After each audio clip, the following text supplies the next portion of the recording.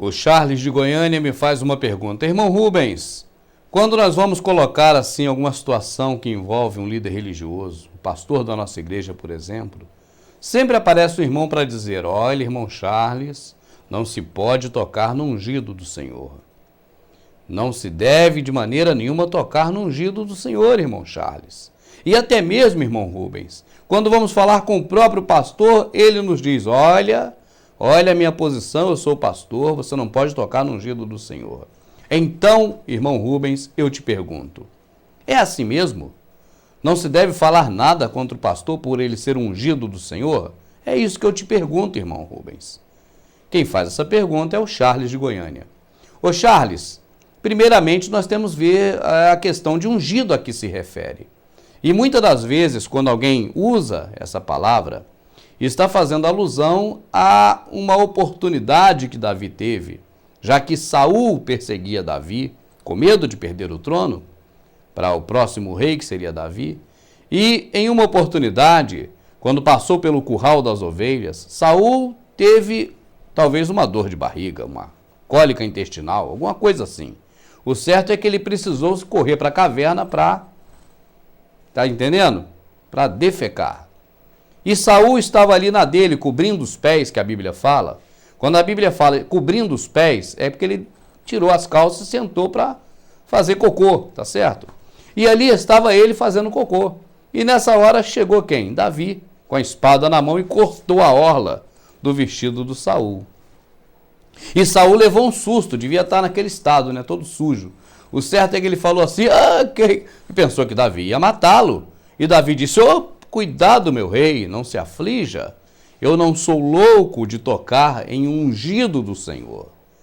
Essas foram as palavras do rei, do futuro rei Davi, ou do mancebo Davi, ao atual rei Saul. Então, ô Charles, nós podemos realmente afirmar que Saul era ungido. Ele foi ungido rei pelo sacerdote e profeta Samuel.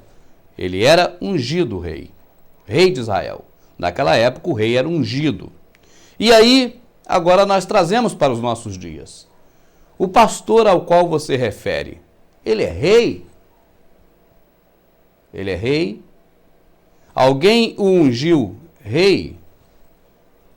Não, irmão Rubens, mas ele é um profeta.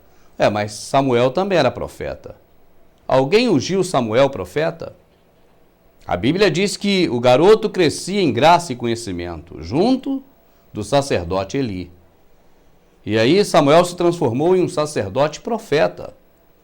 Mas não tem relatos de que ele foi ungido. Eu sei que a Bíblia fala em ungir rei. Então eu volto a perguntar: esse líder é um rei? Então ele não foi ungido. Não é ungido do Senhor. Mas ele é um sacerdote? Não, ele não é sacerdote. Ele não é levita. O sacerdócio nós sabemos que era dado aos levitas na antiga aliança. Na nova aliança só há um único sacerdote, o sumo sacerdote Jesus, que não é segundo a ordem levítica, mas há uma nova organização. A organização de Melquisedeque, que é uma nova, velha organização. Porque Melquisedeque já existia, ou existiu muito antes, né, desse período. Bom, em resumo, na verdade, ungido, hoje, no termo espiritual da palavra, é a igreja. Então, todos nós somos ungidos do Senhor. E não devemos tocar uns nos outros, não, de maneira nenhuma.